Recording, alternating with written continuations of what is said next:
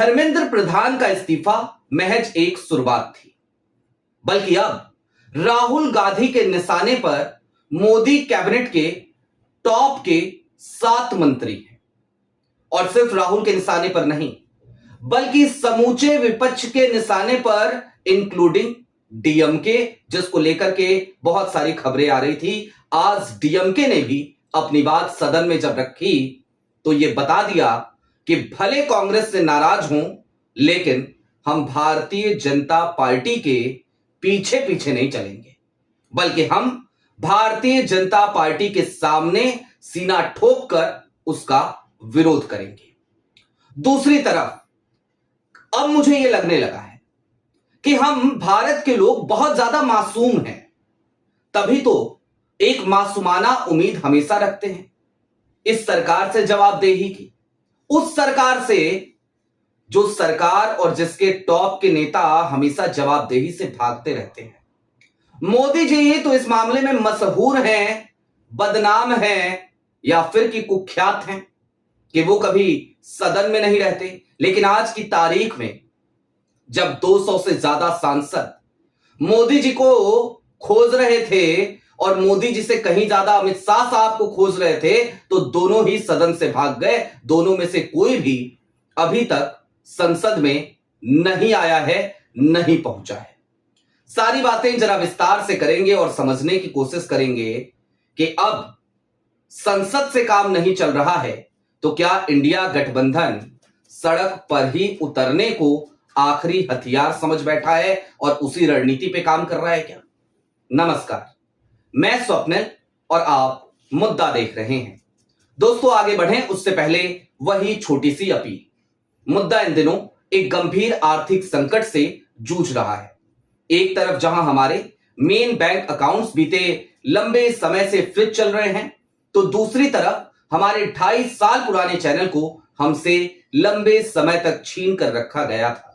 ऐसे में day to day operations में मुद्दा को काफी मुश्किलों का सामना करना पड़ता है। लिहाजा आपसे गुजारिश है, यदि आप चाहें तो स्क्रीन पर दिख रहे क्यूआर कोड या फिर के नीचे दिख रहे यूपीआई नंबर्स के जरिए मुद्दा की छोटी छोटी मदद जरूर कीजिएगा, ताकि हमारी बेबाकी यूं ही बरकरार रहे। अब आगे बढ़ते हैं और जरा ये समझने की कोशिश करते हैं कि अब सड़क पे उतरना ही एकमात्र विकल्प क्यों रह गया है। मसलन आज का ही दिन ले लीजिए। सदन की शुरुआत होती है सुबह 11 बजे और 11 बजे केसी वेणुगोपाल सबसे पहले अपोजिशन की तरफ से खड़े होते हैं। खड़े होकर ओम बिरला से वो एक ही बात की डिमांड करते हैं कि इतना जरूरी बिल है जो मोदी सरकार कह रही है। हालांकि ये एक संशोधन है, ये बिल 2024 में सरकार लेकर के आई थी और इस बिल को विपक्ष ने पास करा दिया था, लेकिन उसमें संशोधन लेकर के आई है पेपर लीक को लेकर के। तो केसी वेणुगोपाल ने कहा इतना महत्वपूर्ण बिल है, लेकिन इस बिल पर जब चर्चा आज होनी है तो देश के प्रधानमंत्री नहीं है और आज तो देश के गृह मंत्री भी नहीं है। क्यों नहीं है? और समूचा विपक्ष एक सुर में एक ही बात पूछ रहा है पूरी सरकार से कि भाई पैलेट गन चलाने का आदेश किसने दिया? भाई लाठियां चलाने का आदेश किसने दिया? गृह मंत्री सदन में आए, आकर के जवाब दें। लेकिन मोदी जी की तरह आज गृह मंत्री जी भी सदन से भागे भागे नजर आए। अब बढ़िए उस फहरिस्त की तरफ, लेकिन उससे पहले जान लीजिए 11 बजे जब सदन की शुरुआत हुई और ये बात केसी वेणुगोपाल ने कही, उसके बाद किरण रिजिजू 2 मिनट बोले और उसके बाद सदन को स्थगित कर दिया ओम बिरला साहब ने 4 मिनट के भीतर भीतर। ये हुआ आज। उसके बाद विपक्ष को मनाया गया। 2 बजे से अभी सदन की कार्रवाई चल रही है। प्रियंका गांधी जब बोल रही थी, निशिकांत दुबे ने एक बार फिर नेहरू को लेकर एक आपत्तिजनक शब्द का इस्तेमाल किया है। थोड़ी देर बाद हम उस पर चर्चा करेंगे अगली वीडियो में। लेकिन अब जरा उस फहरिस्त की तरफ बढ़िए जो फहरिस्त राहुल गांधी के निशाने पर है।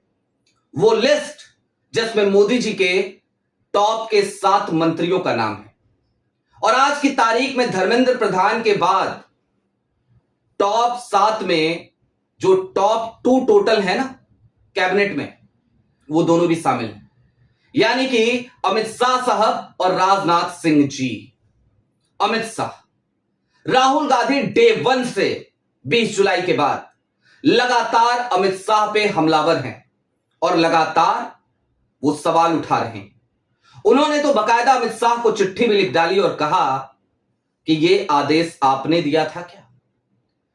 अमित शाह के अलावा राजनाथ सिंह, जिनके खिलाफ एक प्रिविलेज मोशन लाने की तैयारी में है विपक्ष, और एक नोटिस भी दिया जा चुका है जिसमें राजनाथ सिंह के ऊपर यह आरोप लगाया गया है कि ऑपरेशन सिंदूर के दौरान जब इस देश के जवान शहीद हुए थे तो आपने सदन के भीतर झूठ क्यों बोला, और सदन के भीतर अगर कोई मंत्री, कोई सांसद झूठ बोलता है तो उसकी सदस्यता खत्म हो जाती है।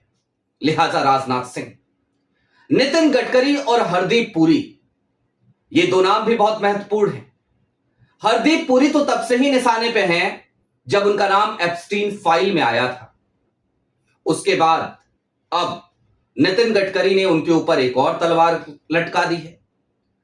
खुद बार बार नितिन गडकरी E20 फ्यूल की वकालत करते रहे और अभी बॉम्बे हाई कोर्ट पहुंचे तो जाकर के वहां कहा कि मुझे और मेरे परिवार को E20 के विवाद में घसीटना दरअसल मेरी मानहानि करना है, क्योंकि यह काम पेट्रोलियम मिनिस्ट्री का है, पेट्रोलियम मिनिस्टर का है, मेरा नहीं है, मेरा E20 से कोई लेना देना ही नहीं है ना गजब की बात।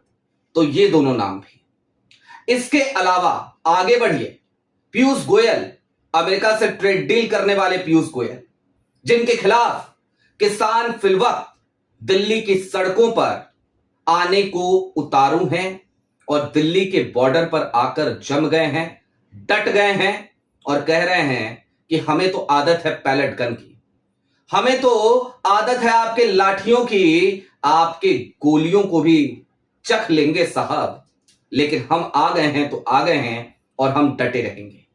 तो वो पीयूष गोयल साहब। इसके अलावा निर्मला सीतारमण भी उस फहरिस्त में शामिल है और एस जयशंकर भी। ये 7 नाम हैं उस फहरिस्त में। और दोस्तों, ये वो 7 नाम हैं जो टॉप के 7 नाम हैं। ये वो 7 नाम हैं जिनकी वजह से, जिनकी कुर्सी हिलने की वजह से मोदी जी की अपनी कुर्सी हिल जाएगी।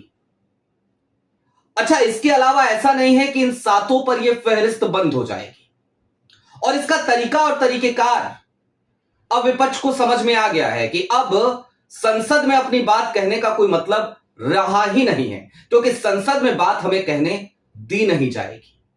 संसद में विपक्ष जब भी कुछ बोलता है उसका माइक बंद हो जाता है। संसद में विपक्ष जब भी कुछ बोलने की कोशिश करता है हाउस को एडजर्न कर दिया जाता है।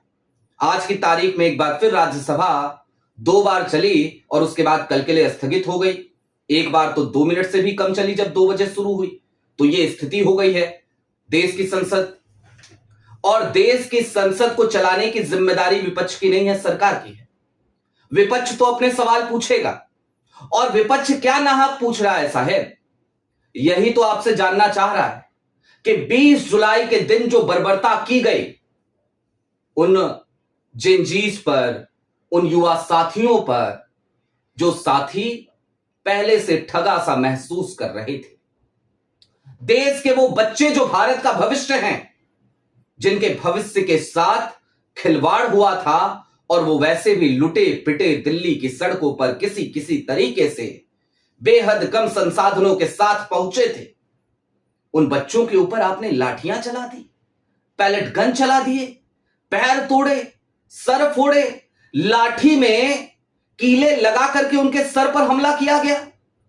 बच्चियों के साथ दिल्ली पुलिस ने संवेदनशीलता नहीं दिखाई, असंवेदनशीलता की सारी मर्यादाओं को तार तार कर दिया, सारी लिमिट क्रॉस कर दी, उनके साथ बदतमीजी की गई।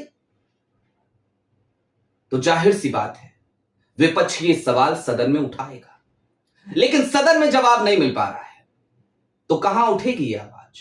तो आवाज उठेगी सड़क पर, और ऐसा नहीं है कि अब सदन चलने तक आवाज सड़क पर नहीं उठेगी। 9 अगस्त की तारीख इससे पहले की वीडियो में मैंने आपको बताई है। और अब यह आंदोलन सिर्फ कांग्रेस का आंदोलन नहीं है, यह आंदोलन समूचे विपक्ष का आंदोलन है। और अब एक एक करके 7 विकेट तो कम से कम गिराने की तैयारी में आज की तारीख में राहुल गांधी लग गए हैं, कांग्रेस लग गई है, इंडिया अलायंस वो लग चुका है।